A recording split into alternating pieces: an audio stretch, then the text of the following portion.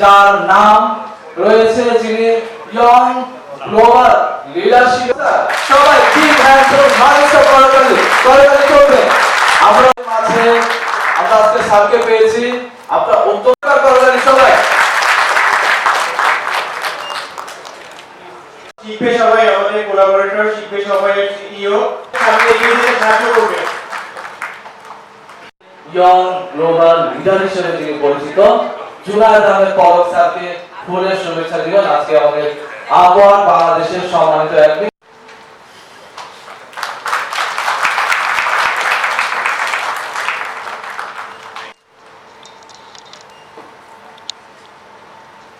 ভাইকে ক্রেস্ট ফুলের তোড়া দিয়ে প্রায় 6.5 লক্ষ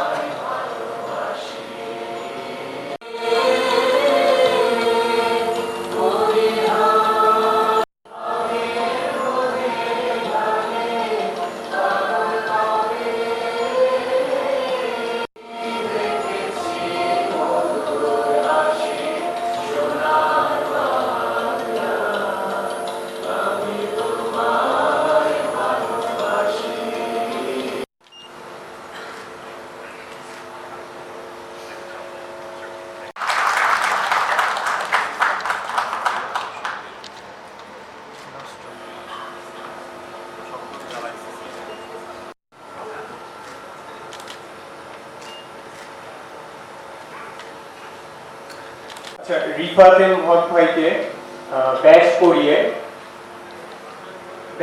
বড় করে নেওয়ার জন্য আমি হচ্ছে রাখছি সাজ্জাদ হোসেন অনিক ভাইকে।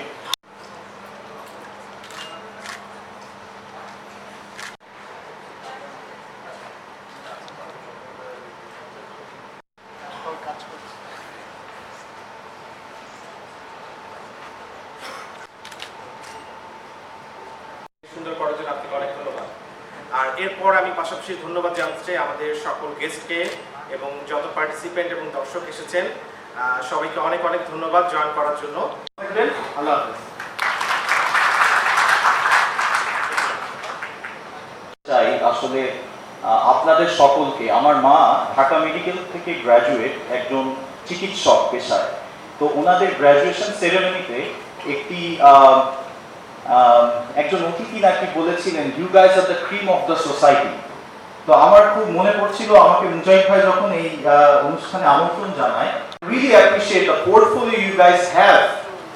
ইটস ওয়ার্ল্ড স্ট্যান্ডার্ড এবং আপনারা ইন্টারন্যাশনাল ক্লায়েন্টদের কমপ্লায়েন্স মেইনটেইন করে আপনারা কাজ করছেন। You guys are really the next generation cream of Bangladesh.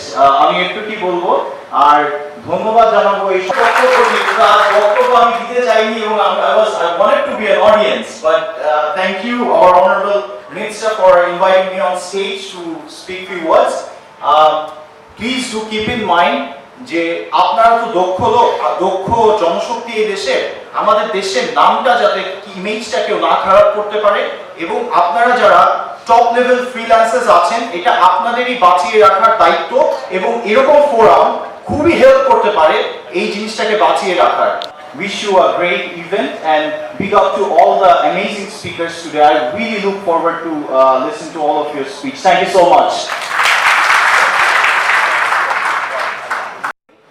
গত বছর বাই সামহাউ কোনো কারণে আমার কিছু ফিনান্সিয়াল ক্রাইসিস গিয়েছে। আমি আমার আব্বুকে বললাম, আমার নিজের ওন ভাইকে বললাম, তারপরে আর অনেককে বললাম। বলার পরে লাস্ট আমি আমার কাজিনকে বললাম, মাহফুজ রহমান, ও আসেনি আজকে, ও কিন্তু একটা ফ্রিল্যান্সার। ও আমাকে বললো, তোমার কত টাকা লাগবে? কোনো সমস্যা নাই, আমার কাছে অনেক টাকা আছে, আমি তোকে দিতে পারি। অ্যামাজনে কাজ করে, আপওয়ার্কে কাজ করে। সো অন দ্যাট টাইম আমার তখন মনে হয়েছে যে না, আসলে ও যখন অস্ট্রেলিয়া থেকে ফেরত এসছে তখন আমার হোল ফ্যামিলি জেনে অবাক হবেন, নট অনলি আমাকে হেল্প করছে। আমার বাবার টিউমার ধরা পড়লো লাস্ট ইয়ার ডিসেম্বরে। আমার বাবাকে ও ফিনান্সিয়াল এত বড় হেল্প করতে পারছে। I am just really amazed respect দেখানোর জন্য আমি আজকে আপনাদের অনুষ্ঠানের আয়োজক হিসেবে এসেছি এবং আমার আসলেও মানে আমি খুবই খুশি যে আসলে এই সেক্টরটাতে যে এত ভালো করা যায়। এবং আমাদের ফ্যামিলির একটা বেসিক প্রবলেম ছিল, সেটা হচ্ছে আমাদের ফ্যামিলিতে হয় ডাক্তার হতে হবে না ইঞ্জিনিয়ার হতে হবে। বলবো এরা বাংলাদেশের পতাকাকে সারা বিশ্বে ব্র্যান্ডিং করতেছে, এদের জন্য একটা করতালি। আসলে আপনাদের কথাটাই বলি, আপনাদের কেউ একজন, আমি প্রথম আলোতে কাজ করি আইসিটি রিপোর্টার হিসেবে। তুমি সরকারি চাকরিজীবী বা হলো কোনো বিসিএস ক্যাডার বা হলো কোনো ডাক্তার ইঞ্জিনিয়ারিং ফ্রিল্যান্সার কেন? হ্যাঁ, তা ও মানে ও বলতে চায় আপনাদের এই ওর গল্পটা শুনে আমার মনে হলো আসলেই মানে এটা তো সবারই সমস্যা। অনেকেই ফোন দিছে যে হলো মজার ব্যাপার বলি, অনেকে বইটা নিয়ে মেয়ের বাপকে দিয়েছে, মাকে দিয়েছে, এবং আমি একটা শর্ট ফিল্ম বানিয়েছিলাম, হয়তো আপনারা দেখেছেন, আরফান নিশু ও দিশাকে নিয়ে।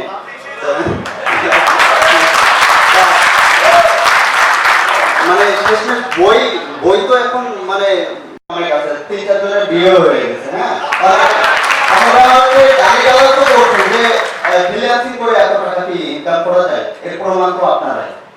একটা পরিচয় দরকার, এই পরিচয়টা পলক ভাই আপনাদেরকে বাংলাদেশে আমি অনুরোধ করব তাদেরকে একটা ভালোভাবে মানে আরো ভালোভাবে ব্র্যান্ডিং করা যায়, যাতে যে তারাই বাংলাদেশের পতাকাকে বিশ্বে দুয়ারে তুলে ধরছে, তারা অর্থনীতিতে অবদান রাখছে এবং তারা একা না, তারা আরো 10 জনের কর্মসংস্থান করে দিচ্ছে।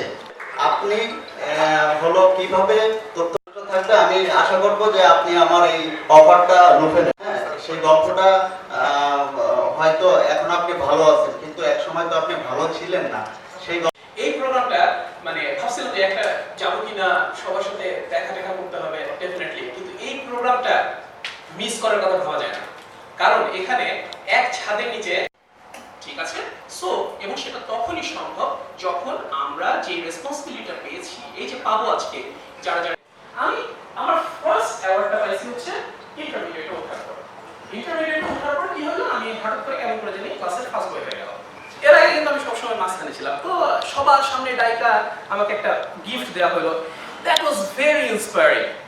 সেই সময় যে একটা থ্রিল, না আমি সবার সামনে যে একটা গিফট নিচ্ছি, আই এম প্রিটি শিওর যে ইউ গাইজ যারা আজকে পলক ভাই আছেন এখানে, সবার কাছ থেকে যারা গিফট নেবেন, you guys will feel the same kind of thrill. আমরা যখন অল্প কিছু নিয়ে সন্তুষ্ট থাকবো, তখন কিন্তু আমরা ভালো কিছু হতে পারবো না, কারণ আমরা অলরেডি সন্তুষ্ট। We don't have target in front of us, ঠিক আছে? তখন যে প্রবলেমটা হবে যে আমরা আমাদের পোটেনশিয়াল যেটা ছিল, যেটা আমাদের অনেক বেশি পোটেনশিয়াল ছিল, যেটা আমরা আরো অনেক কিছু করতে পারতাম, example in front of you, ঠিক আছে? এবং ওই যে বললাম যে good is the enemy of the best. So আমরা যেটাই করি না কেন আরো অনেক দূর এগিয়ে যাওয়ার জন্য সবসময় প্রস্তুত থাকি। আমরা যদি আগাই, ডেফিনেটলি আমাদের সাথে। অর্গানাইজার যারা আছেন তাদেরকে সবার আগে থ্যাংক ইউ যাওয়া উচিত, হাততালি দিয়ে। এবং আমাদের প্রধান অতিথি পলক ভাইয়ের জন্য একটা তালি দিয়ে, উনি আজকে ওনার এসেছেন। সবচেয়ে বড় তালি দেওয়া উচিত আমাদের সামনে যারা বসে আছেন, ওনার কিছু বলে গেলেন, বাট সামনের সারিতে যারা বসে আছেন তাদের সবার জন্য একটু তালি দিন। সবাই একটা কথা বলেছেন যে এই রুমে অনেক দক্ষ ফ্রিল্যান্সার আছেন, এবং আপু একটা ওনার স্পিচে বলে গেছেন বাংলাদেশ 2 নম্বর ফ্রিল্যান্সিং। আমি একটু অন্যভাবে বলি, বাংলাদেশ অ্যাকাউন্ট খোলার দিক দিয়ে কিন্তু 2 নম্বর বাংলাদেশ। অভাবের কারণেই আপনাদের মতো দক্ষ ফ্রিল্যান্সাররা কিন্তু কাজ পান না। সো আজকে যে প্রোগ্রামটা, অনেক মেন্টররা আছেন এখানে, তাদের অনেকে হাউসওয়াইফ আছেন, নিজের বেবি রেখে। দ্য থিং ইজ, আপনারা যারা দক্ষ ফ্রিল্যান্সার, চেষ্টা করবেন আপনাদের দক্ষতাটাকে, যারা অ্যাকাউন্ট খুলছেন না বুঝে ফ্রিল্যান্সিং মার্কেট প্লেসটাকে নষ্ট করছেন। আমি গভর্নমেন্টের কথা বলবো, গভর্নমেন্টে অনেক ট্রেনিং সেন্টারে কিন্তু প্রপার লার্নিং পাচ্ছেন না অনেকেই। সো সেই জিনিসটাতে একটু মাথায় রাখবেন যে আপনারা যদি মেন্টর হয়েও ফ্রিল্যান্সিং করছেন, তখন কিন্তু আউটসোর্সিং শব্দটা আসবে না। এখন আমি আরেকজন স্পিকারের কথা একটু টানবো, outsourcing and freelancing is not the same thing. আমরা সবাই ফ্রিল্যান্সিং করি, আমি যখন কোনো কাজ পেয়ে আরেকজনকে দিচ্ছি, দ্যাটস কল আউটসোর্সিং, রাইট? যেটা সামনে কয়েকজন বসে আছেন। তো আমরা কিন্তু সবসময় চেষ্টা করব ফ্রিল্যান্সার হওয়ার। দেন আমরা যদি ফ্রিল্যান্সার থেকে এন্টারপ্রেনার হতে পারি এবং সামনে সারিতে যারা বসে আছে, গভর্নমেন্ট ইন্ডিয়া থেকে সবার আগে আসা উচিত ছিল। অ্যাম I right or wrong? Right. সবার কি voice com? Right, am I right? CEO, আমি নিজেও ফ্রিল্যান্সার, আমি নিজেও মেন্টর এবং আমার অনেক স্টুডেন্ট অনেক জায়গায় আছেন। আমরা বাংলাদেশের কিশোরগঞ্জের থেকে এলআইসিটি প্রজেক্ট করেছি। অ্যাবিলিটি শুধু ফ্রিল্যান্সারেরই থাকে। Am I right or wrong? আমি আজকে আপনাকে জন জানো এখানে বক্তৃতা দেয়। We need to hear their stories as well, because I don't care but you should don't care. Why? কারণ যাকে আপনি বিয়ে করবেন না বা, তো তখন আমার মাথায় একটা বুদ্ধি আসলো যে যতক্ষণ না আমাদের ফ্যামিলি থেকে ফ্রিল্যান্সার হবে, ফ্রিল্যান্সারের কাজটা একমাত্র ফ্রিল্যান্সারই বুঝে। বলি, ফ্রিল্যান্সিং ইজ নট ইজি। এই সেক্টরে সবাই ভেবে চিন্তে আসবে, কারণ এই সেক্টরে যখনই আসবেন এই সেক্টরে আসবেন না। এই সেক্টরে শুধু আসবেন, it should be your passion. কারণ এটা হচ্ছে একটা biggest career, the sky is the limit, এটা আর্নিং। সো যদি দীর্ঘ 1 মাস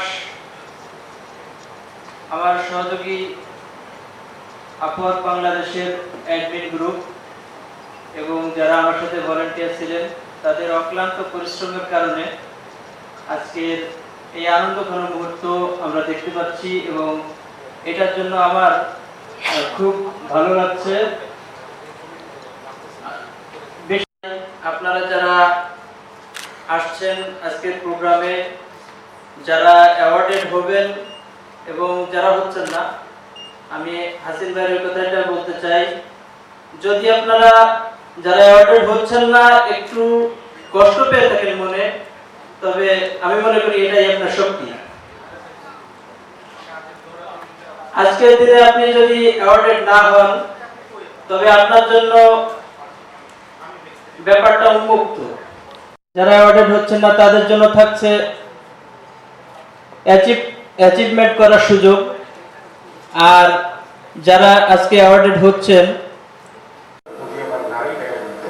প্রতিযোগিতা ছিল মোট আয় পরিমাণ কমিউনিটিতে মোট কতটি প্রজেক্ট একজন ইন্ডিভিজুয়াল ফ্রিল্যান্সার কমপ্লিট করেছেন। ক্লায়েন্ট স্যাটিসফ্যাকশন রেট নির্বাচন করা হয় প্রথম লিস্ট, এবং এই সিলেকশন ক্রাইটেরিয়াতে আমরা সব ধরনের ফ্রিল্যান্সিং প্ল্যাটফর্ম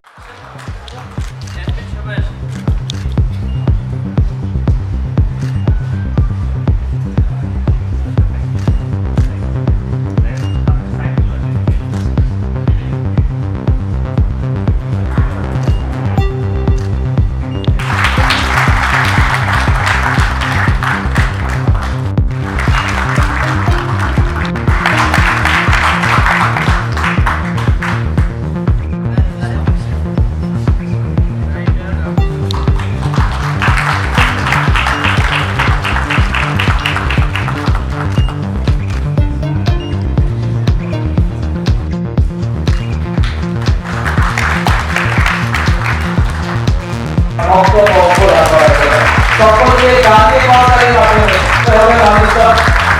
আমরা অত্যন্ত আনন্দিত এবং আবারও কৃতজ্ঞতা জ্ঞাপন করছি আবহাওয়া বাংলাদেশ এর পক্ষ থেকে। প্রথমে ধন্যবাদ জসীমউদ্দিন জয়কে চমৎকার করে উপস্থাপনা করার জন্য, এবং আমি আন্তরিকভাবে ধন্যবাদ দিচ্ছি ডক্টর তাজিবুর রহমানকে আজকে এই অনুষ্ঠানে আমাকে আসার সুযোগ করে দেওয়ার জন্য, কারণ উনি আসলে আমাকে যোগাযোগটা ঘটিয়ে দিয়েছেন। ফলে আসলে আপনাদেরকে অনুপ্রাণিত করতে আমি এসেছিলাম, কিন্তু আপনাদের এত চমৎকার চমৎকার বক্তব্য এখানে আমাদের ফ্রিল্যান্সিং কমিউনিটি আজকে এই চমৎকার আয়োজনে আপনারা আমাকে আসার সুযোগ করে দিয়েছেন, আপনাদের কথা শোনার সুযোগ করে দিয়েছেন, এবং আমাদের ভবিষ্যৎ করণীয় কি হতে পারে সরকারের পক্ষ থেকে সে বিষয়টা উপলব্ধি করার সুযোগ করে দিয়েছেন। তো আমি আসলে আপওয়ার বাংলাদেশ ফ্রিল্যান্সার অ্যাওয়ার্ড দ্বিতীয়বারের মতো 19 সালে হতে যাচ্ছে, এবং আমরা খুবই আনন্দিত এবং গর্বিত, কারণ আপনারা আপনাদের বক্তব্যে বলেছেন যে আসলে ফ্রিল্যান্সিং এর জন্য যে পরিবেশটা তৈরি করা দরকার সেই পরিবেশটা তৈরি করার জন্য এবং বাংলাদেশকে ফ্রিল্যান্সিংয়ে এগিয়ে নিয়ে যাওয়ার জন্য আমার মনে হয় 4টা সি খুব ইম্পর্টেন্ট। আমি বসে বসে সবার বক্তব্য শোনার পরে আমি আমার ব্যক্তিগত ধারণা থেকে যেটা উপলব্ধি করলাম, সেখানে আমার মনে হয় যে প্রথম দরকার কানেক্টিভিটি। কারণ ইনফরমেশন কানেক্টিভিটি যদি না থাকে, ইন্টারনেট যদি আমরা হাই স্পিড এবং রিলায়েবল কানেক্টিভিটি না পাই, তাহলে কিন্তু আমাদের ফ্রিল্যান্সারদের আউটসোর্সিং করা বা কমিউনিকেশন করা এবং সেই জবগুলোকে এক্সপ্লোর করার অনলাইন মার্কেট প্লেসে, নামটাই হচ্ছে অনলাইন মার্কেট প্লেস। যে মাননীয় প্রধানমন্ত্রী জননেত্রী শেখ হাসিনা প্রত্যক্ষ এবং পরোক্ষভাবে আমাদের এই ফ্রিল্যান্সার্স কমিউনিটির জন্য সবচেয়ে বেশি কন্ট্রিবিউট করেছেন যেই জায়গাটাতে, সেটা হচ্ছে আমাদের ইন্টারনেটের দামটাকে কমিয়ে আনা এবং ইন্টারনেটটাকে ঢাকার বাইরে একেবারে শহর থেকে গ্রাম পর্যন্ত পৌঁছে দেওয়া। এইটা যদি না হতো তাহলে আজকে আমাদের বিশ্বের দ্বিতীয় বৃহত্তম অনলাইন ওয়ার্কার্সদের সোর্স হিসেবে বাংলাদেশকে আমরা পরিচয় করাতে হয়তো পারতাম না। আর দ্বিতীয়টা আমার মনে হয় যে ক্যাপাসিটি বিল্ডিং, অর্থাৎ কানেক্টিভিটি আছে। সম্ভবত রিফাতি বলছিল যে অনেকে ল্যাপটপ, রুয়েল বলছিল যে ল্যাপটপ আছে, ইন্টারনেট কানেক্টিভিটি আছে, তখন সে মন খারাপ করে বলে যে তাহলে আমার ইনকাম হবে কি হবে।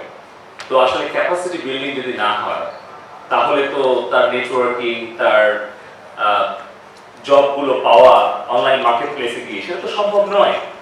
তো আমার মনে হয় দ্বিতীয় যে জায়গাটা ক্যাপাসিটি বিল্ডিং, আপনারা যারা এখানে পায়োনিয়ার, বিশেষ করে সামনের সারিতে যারা বসে আছেন, যাদেরকে আমরা বলি যে আমাদের এলিট অথার্স, সো যাদের $7 লাখ উপরে নাকি যাদের আয় হয়ে গেছে, সেরকম এলিট অথার্স যারা আছেন, পায়োনিয়ার আছেন, আমি প্রথমে তাদেরকেই আমি ধন্যবাদ দেব যে এইটাকে যারা আসলে পথ দেখিয়েছেন, আমাদের তরুণদের সামনে দেখিয়েছেন পায়োনিয়াররা, যে এইভাবে আমরা অনলাইন মার্কেট প্লেসে মেধাভিত্তিক প্রযুক্তি নির্ভর আত্মকর্মসংস্থানের ব্যবস্থা করতে পারি। তো আমি তাদেরকে ধন্যবাদ দিচ্ছি যারা এই ফ্রিল্যান্সিং এর সূত্রপাতটা ঘটিয়েছিলেন, যারা অগ্রনায়ক আমাদের এই ফ্রিল্যান্সার কমিউনিটি, সেই এলিট অথার্সদেরকে আমি আজকে আন্তরিকভাবে ধন্যবাদ এবং কৃতজ্ঞতা জানাচ্ছি। তো সেইখানে ক্যাপাসিটি বিল্ডিংয়ের জায়গায় দ্বিতীয় যে আমাদের অনুষঙ্গ, এখানে একটা মৌলিক একটা বিষয় আছে। আমরা ছোটবেলায় কি দেখতাম?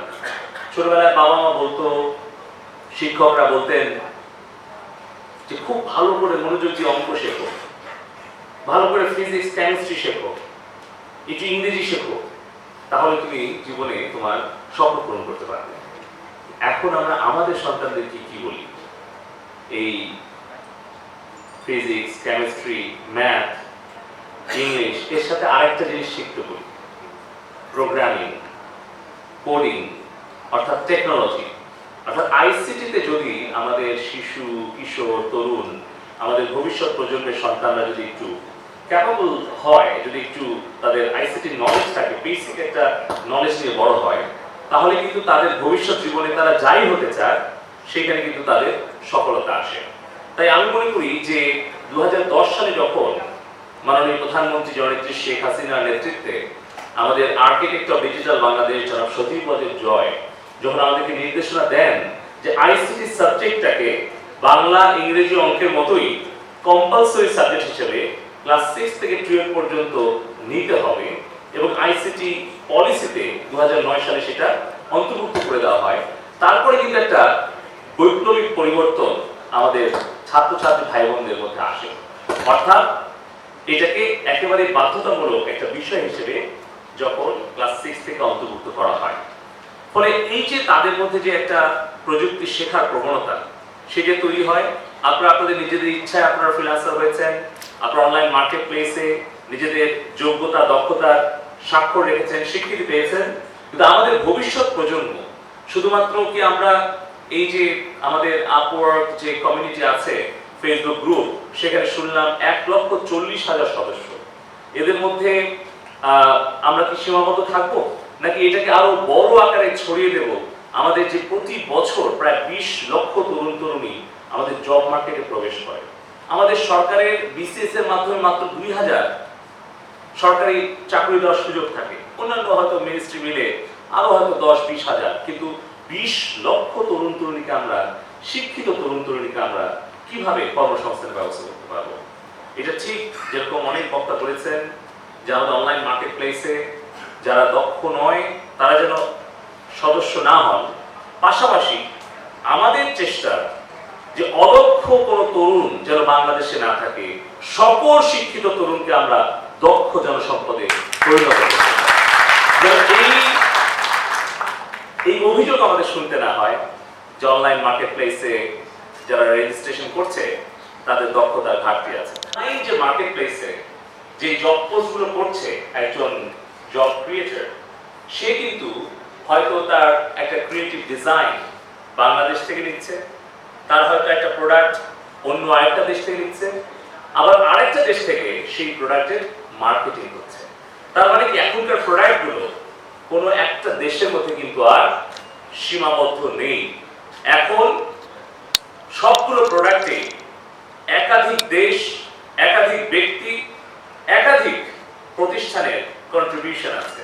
ফলে এখন আমাদের এই ফ্রিল্যান্সার কমিউনিটি আরো বৃহৎ পরিসরে গড়ে তোলার জন্য আমার মনে হয় তৃতীয় অনুষঙ্গ হচ্ছে কোলাবোরেশন। যেন আমরা এই কোলাবোরেটিভ একটা মাইন্ডসেট আমাদের তরুণদের মধ্যে রাখতে পারি, সেই বিষয়টি আপওয়ার্ক করছে। প্রতিদিন 100 বেশি প্রবলেম সলভ করছে। আমরা চাই আইসিএল ডিভিশন থেকে আপওয়ার্ক গ্রুপের সাথে একসাথে কাজ করে যেখানে 100 প্রবলেম সলভ করছে, সেখানে আমরা যেন আরো 1000 প্রবলেম আমরা সলভ করতে পারি। এটাকে আরো যেন 10 গুণ বেশি আমরা ক্যাপাসিটি বিল্ডিং করতে পারি। সেই জন্য আইসি ডিভিশনের পক্ষ থেকে আপওয়ার্ক গ্রুপের চাহিদা অনুসারে আমরা বসবো আজকে অনুষ্ঠানের পর। ভবিষ্যতে কি করণীয় আছে আমরা একসাথে মিলে আমরা যৌথভাবে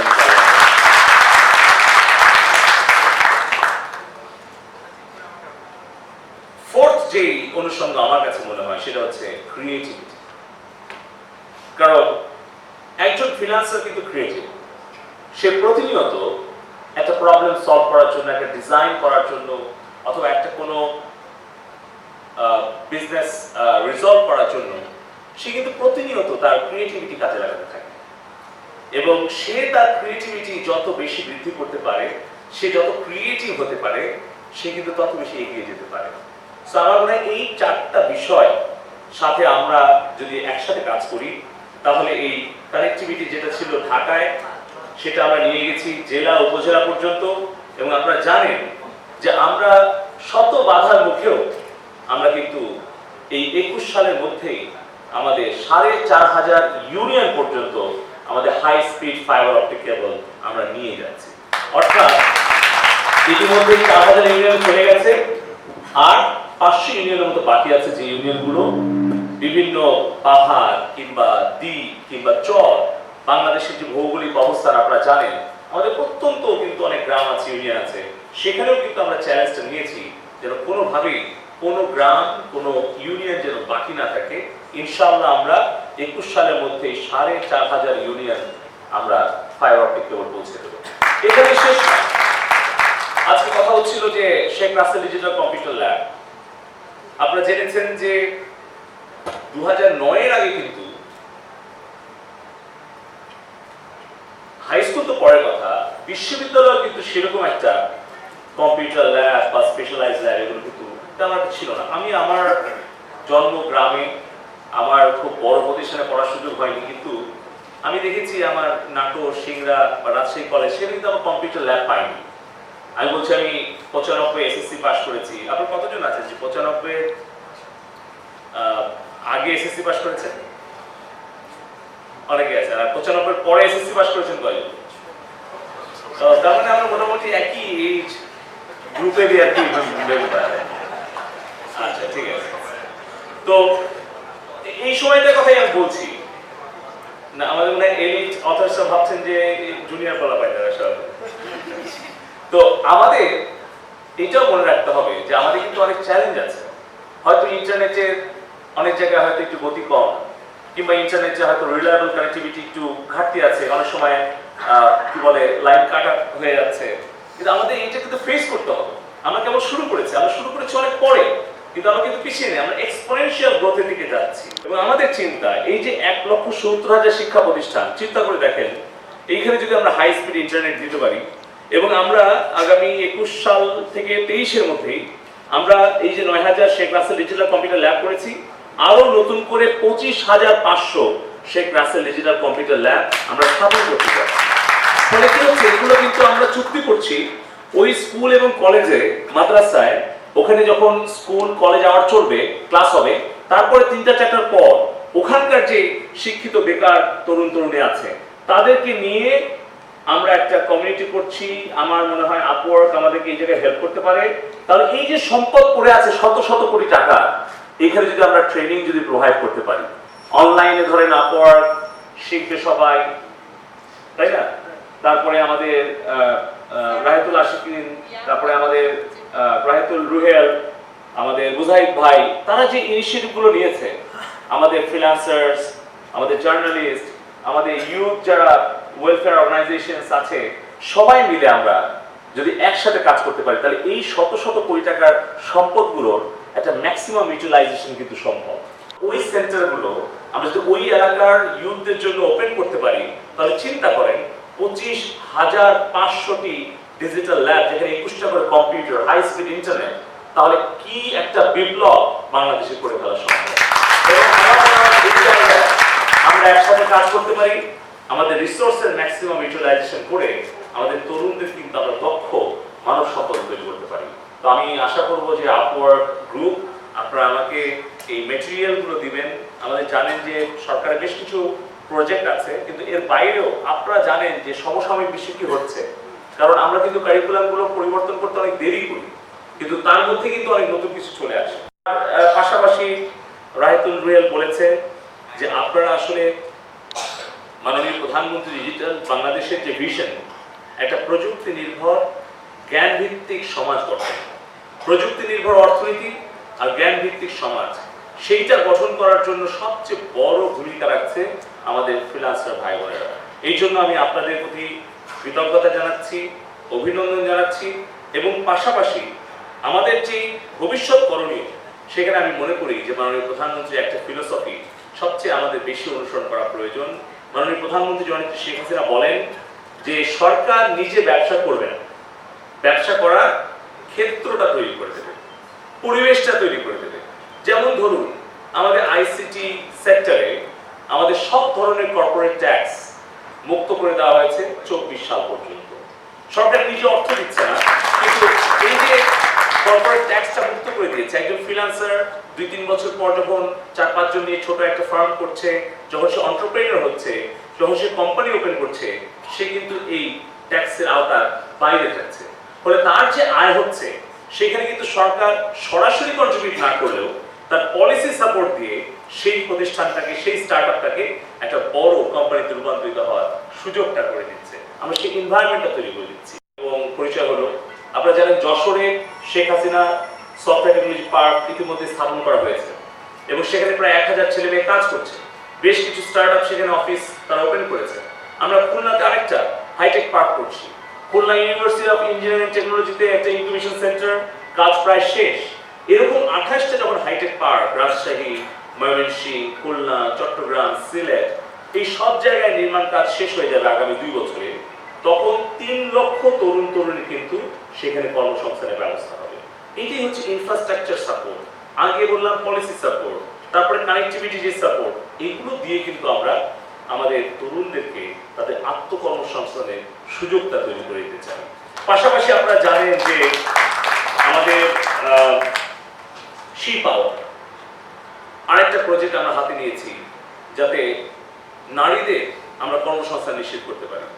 সেখানে 4000 নারী ফ্রিল্যান্সারকে এন্টারপ্রেনার বানানোর জন্য ট্রেনিং এবং ইন্টার্নশিপ চলছে, 4000 মেইনটেনেন্স ইঞ্জিনিয়ার বানানোর জন্য প্রশিক্ষণ চলছে, এবং প্রায় 2500 কল সেন্টার এজেন্ট বানানোর প্রশিক্ষণ চলছে। 10% হয় তাহলে প্রত্যেকটা বিভাগ, প্রত্যেকটা জেলায় যখন 10 জন, 20 জন বা 50 জন করে সফল উদ্যোক্তা তৈরি হবে, তাদেরকে দেখে কিন্তু আরো শত শত হাজার হাজার নারীরা অনুপ্রাণিত হবে, উৎসাহিত হবে। সেভাবে কিন্তু একটা ইকোসিস্টেম আমরা গড়ে তুলতে পারবো। পাশাপাশি learning and earning development programme আপনারা জানেন যে প্রথমে আমরা পাইলট শুরু করেছিলাম, 13,000 ট্রেনিং দিয়েছিলাম, যার মধ্যে প্রায় 10-11,000 ছেলে মেয়ে কাজ করছে। নাদিয়ার গল্প আপনারা শুনেছেন রুহেলের কাছ থেকে। এরকম আরো অনেক গল্প আপনাদের মাঝে লুকিয়ে আছে। আমাদের প্রয়োজন সেই গল্পগুলোকে আমাদের তরুণদের সামনে তুলে আনা, যেন আরো অন্যান্য সকলে তারা উৎসাহিত হয়। পাশাপাশি আমাদের হাইটেক পার্ক এবং হাইটেকের পাশাপাশি আমাদের স্টার্ট আপ বাংলাদেশ আরেকটা প্রজেক্ট আমরা হাতে নিয়েছি।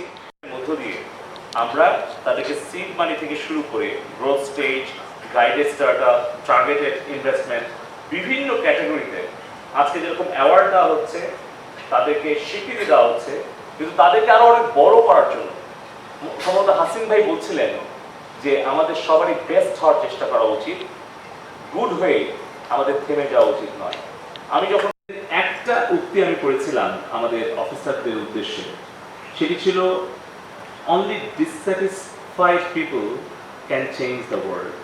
সো আমি আসলে হাসিন ভাইয়ের কথায় আমি নিজেও উদ্বুদ্ধ হলাম যে আপনি যখন স্যাটিসফাইড হবেন তখন আপনার জীবনের গতি থেমে যাবে এবং আপনি সামনে আগাতে পারবেন না।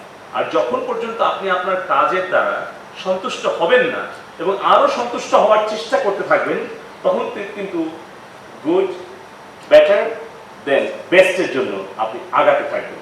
তো আমি আশা করব যে আপনারা শুধুমাত্র গুড নয়, বেটার নয়, বেস্ট হওয়ার জন্য চেষ্টা আপনারা চালাতে থাকবেন।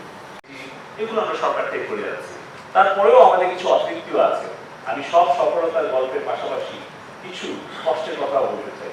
আপনারা জানেন যে আমাদের আপওয়ার্ক, ফাইবার, গুরু, পিপল পার আওয়ার বিভিন্ন মার্কেট প্লেসে আমাদের প্রায় 6.5 লক্ষ ফ্রিল্যান্সার কাজ করছে। এটা আমার কথা না, অক্সফোর্ড ইউনিভার্সিটির ইন্টারনেট সোসাইটি সম্ভবত 17 সালে যে রিপোর্ট প্রকাশ করেছে, সেখানে বাংলাদেশকে দ্বিতীয় বৃহত্তম ফ্রিল্যান্সারদের কাছে মনে হয়, হ্যাঁ। তো এই সবগুলো মিলিয়ে এখন পর্যন্ত আমরা পাইনি যেটা হচ্ছে ইন্টারন্যাশনাল পেমেন্ট ওয়ালেট। আমি শুধু পেপার বলছি না, কোন একটা ইন্টারন্যাশনাল ওয়ালেট যেখান থেকে আমরা কিছু টাকা আনতে পারি, রেমিটেন্স, আবার কিছু আউটবাউন্ড আমরা কিনতে পারি। আপনারা জানেন যে আমার ফেসবুক পেজে 2 মিলিয়নের মতো ফ্যান আছে। আমার এই রেটিংটা ওপেন করা ছিল,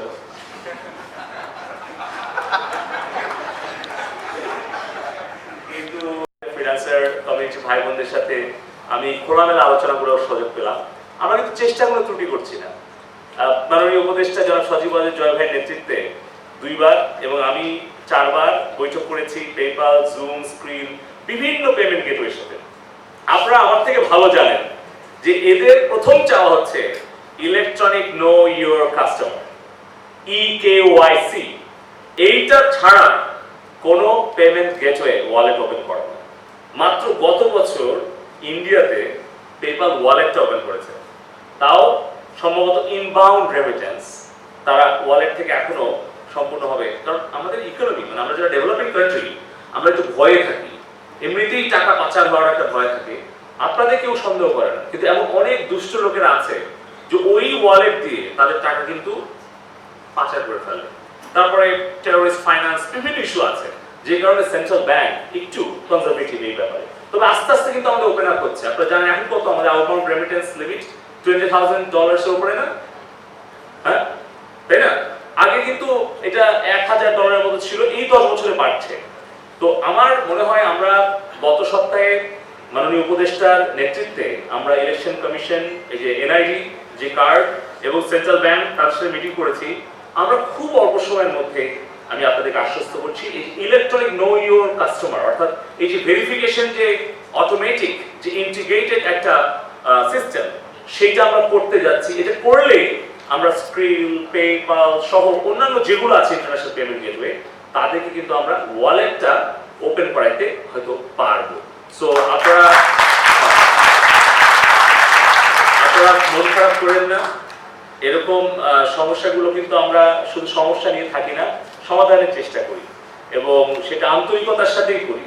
প্রচেষ্টায় 6.5 লক্ষ ফ্রিল্যান্সার যে $মিলিয়ন বাংলাদেশের ইকোনমিতে আপনারা কন্ট্রিবিউট করছেন, সো আপনাদেরকে স্যালুট।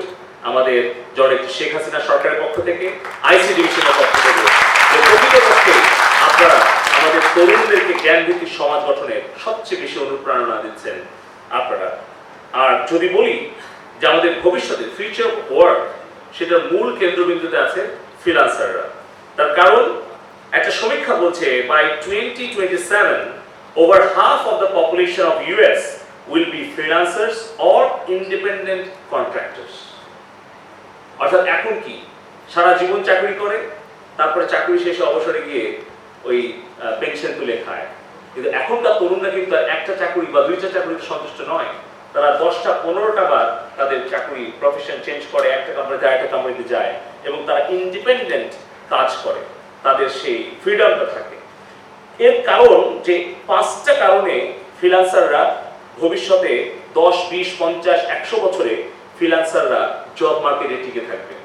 তার কারণ প্রথম, there is more money to be made than ever.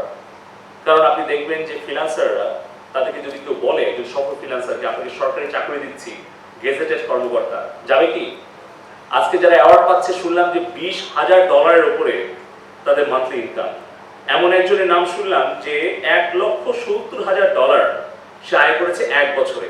তো আমি এটাকে টাকায় কনভার্ট করতে গিয়ে এলোমেলো করে ফেলেছি হিসাব, আর তারপরে মাসে হিসাব করতে যেয়ে দেখি আমার থেকে 10 গুণ বেশি সে আমি যে বেতন পাই। আমি প্রতিবন্ধী যে বেতন পাই তার 10 থেকে 15 গুণ বেশি আমার একজন তরুণ ফ্রিল্যান্সার পায়, যার বয়স আমার অর্ধেক। এই হচ্ছে আমাদের ফ্রিল্যান্সারদের মানে ফাইন্যান্সিয়াল কন্ডিশন। সো কেন তারা এই প্রফেশন ছেড়ে সরকারি জবে যাবে, কোথায় যাবে? Second, freelancers are better prepared for the future. কারণ তারা জানে বর্তমান বিশ্বে কি হচ্ছে। একজন যে একটা কোম্পানিতে বা একটা সরকারি জব করে, সে কিন্তু পুরো দুনিয়ার খবর রাখে না, রেগুলার ওয়ার্ক করে সে থাকে। হঠাৎ করে যদি তার চাকরি চলে যায়, সে কিন্তু একটা অন্ধকারের মধ্যে পড়ে যায়, তার আর কিছু করার থাকে না। বাট ফ্রিল্যান্সাররা আজকে এই কোম্পানি জব করছে, কালকে ওই কোম্পানিকে ডেলিভারি দিচ্ছে। সে কিন্তু পুরো পৃথিবীর সমসাময়িক বিশ্বে জানে একটা কোম্পানির জব সে যদি হারাও, আরো 100টা কোম্পানি তার জন্য তৈরি থাকে। তৃতীয়ত হচ্ছে freelancing may be less impacted by artificial intelligence. আমরা সবাই ভয়ে আছি আর্টিফিশিয়াল ইন্টেলিজেন্স, রোবোটিক্স, এগুলো আমাদের মনে হয় জব খেয়ে ফেলবে। কিন্তু রোবোটিক্স, আর্টিফিশিয়াল ইন্টেলিজেন্স জানে না কিভাবে কমিউনিকেশন করতে হয়, কিভাবে ফেস টু ফেস ইন্টারাকশন করতে হয়। কিন্তু একজন ফ্রিল্যান্সার জানে যে কিভাবে কমিউনিকেশন করতে হয়, নেটওয়ার্কিং করতে হয়। ফলে এই যে ডিসরাপটিভ টেকনোলজি, যেটা আমাদের জব মার্কেট একটা থ্রেট, সেটা কিন্তু ফ্রিল্যান্সারদের জন্য কোনো থ্রেট নয়, বরঞ্চ অপরচুনিটি, যে ওই সময় ফ্রিল্যান্সাররাই থাকবে, অন্য ট্র্যাডিশনাল জবগুলো হয়তো ডিসঅ্যাপিয়ার হয়ে যাবে। তাই আমরা আমাদের ফ্রিল্যান্সারদের আরো উৎসাহিত করতে চাই। Fourth, freelancing spreads your risk. আপনি জানেন যে ওয়ারেন বাফেটের একটা উক্তি আছে, সবগুলো ডিম এক ঝুড়িতে রাখতে নেই।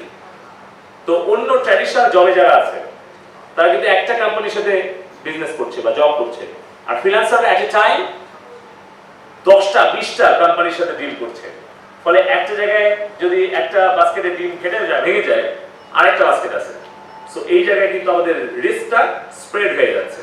সো সেই জায়গায় আমরা কিন্তু অনেক রিস্ক ফ্রি ফ্রিল্যান্সাররা যারা নিজেদের ব্র্যান্ড ক্রিয়েট করছেন এবং সেটা আপনারা বিশ্বব্যাপী প্রতিষ্ঠিত করছেন। ফলে একদিকে যেরকম ফ্রিল্যান্সাররা নিজেদের ব্র্যান্ড ক্রিয়েট করছে, পাশাপাশি বাংলাদেশকেও পজিটিভ ব্র্যান্ডিং করছে।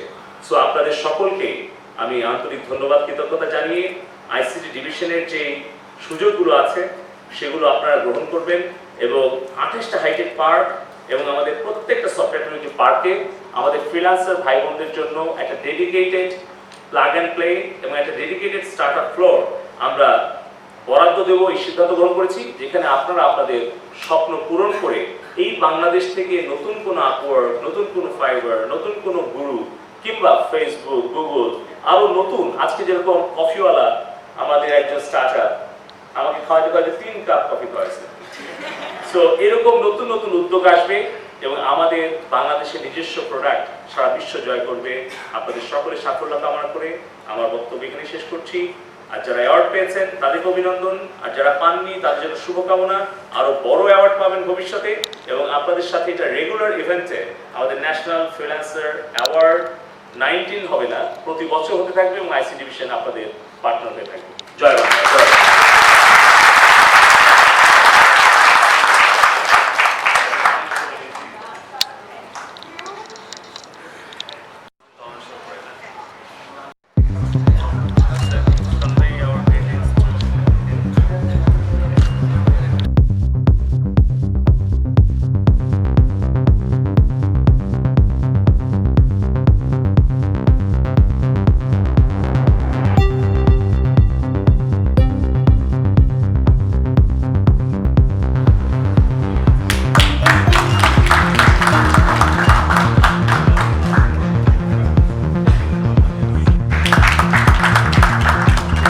মোহাম্মদ বাইজিদ,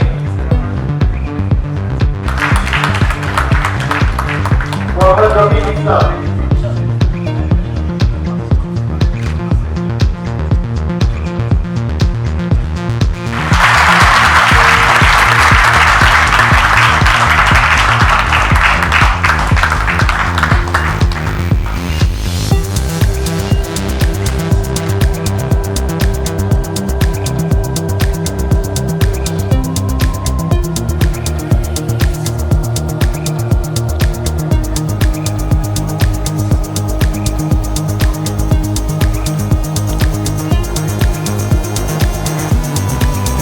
আসাদুজ্জামান,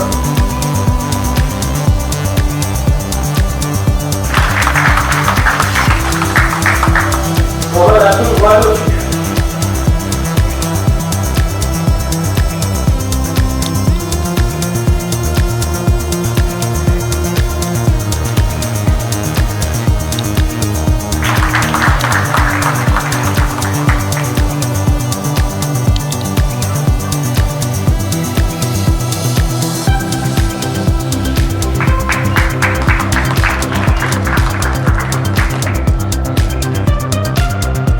সানাউল্লাহ হাবিব,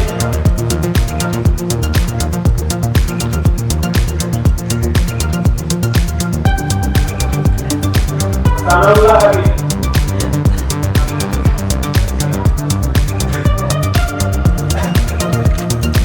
নাসিরউদ্দিন,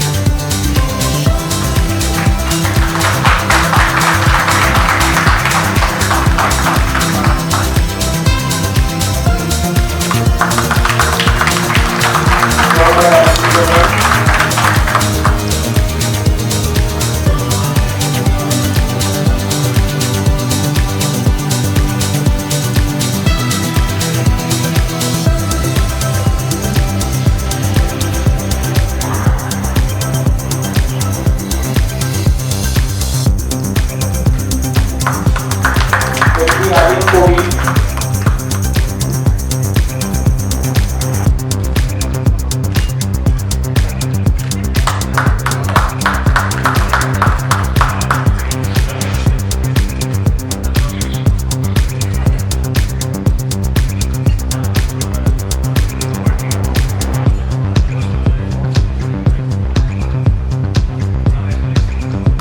আমিনুর রহমান, আমিনুর রহমান,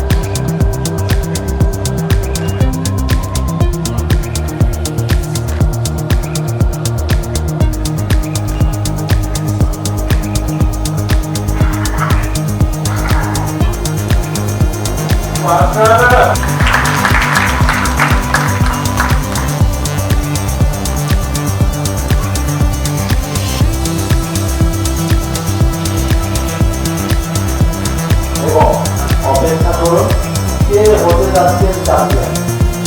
আবার বাংলাদেশ ন্যাশনাল ফেডারেশন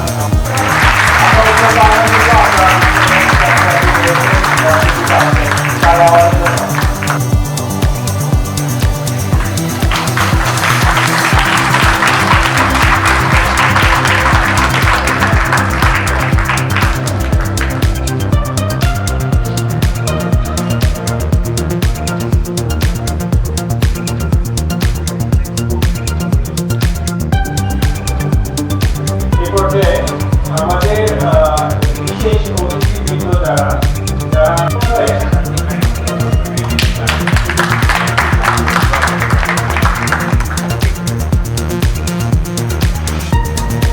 রুকাইয়া আপনি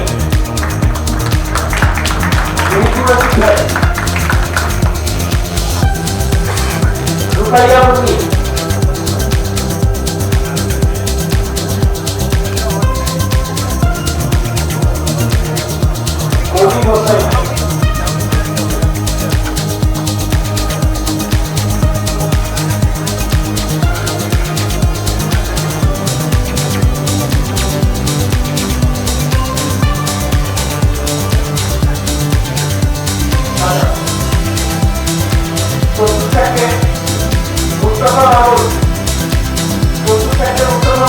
আমাদের আবহাওয়া গ্রুপের টিচার ডিজাইন যে কন্টেস্টে আমরা করি এই কন্টেস্টে প্রত্যেক বছর আঠারোটা আমাদের গ্রুপ সর্বদান রোহিত হাসান হাবিবুর রহমান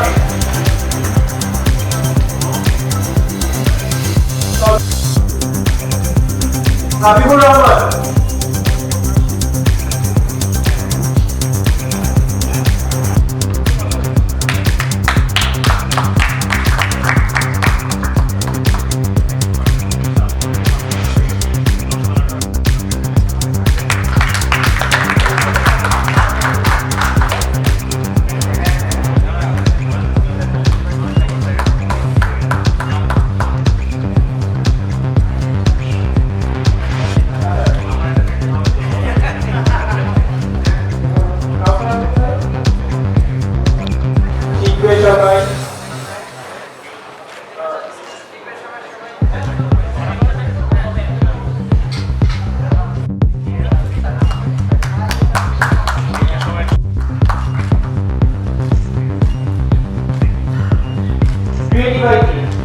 আমার পেয়ে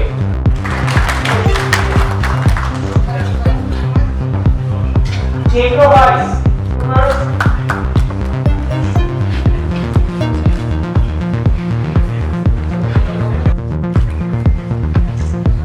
Cablers BSI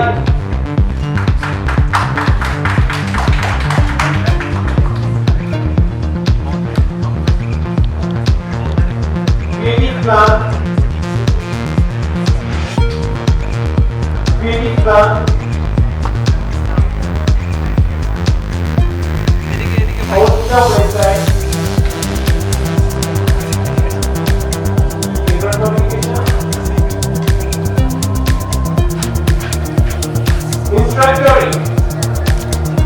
instructoring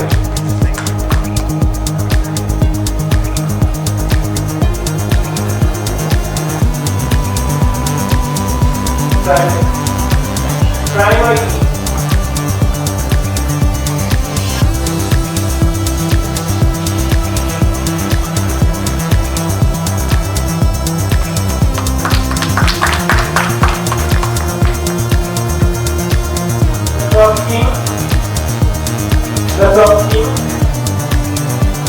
coffee wala host block এবং আইটিনা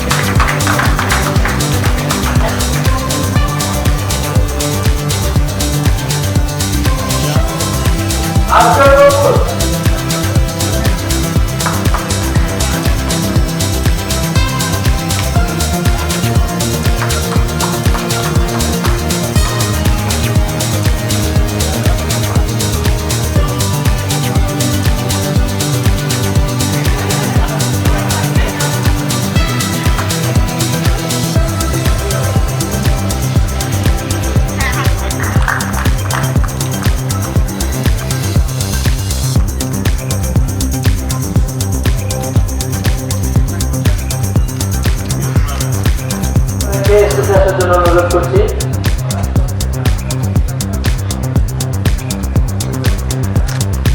আমরা প্রায় শেষে আচ্ছা, যিনি চতুর্থ হয়েছেন সে 154টি লাইক পেয়েছেন, 156টি লাইক পেয়েছেন তার ছবিতে। যিনি তৃতীয় হয়েছেন সে কতটি লাইক পেয়েছেন? মনিটর পাচ্ছে। প্রথম পুরস্কার একটি 22 ইঞ্চ মনিটর, সবাই তার জন্য স্থানে।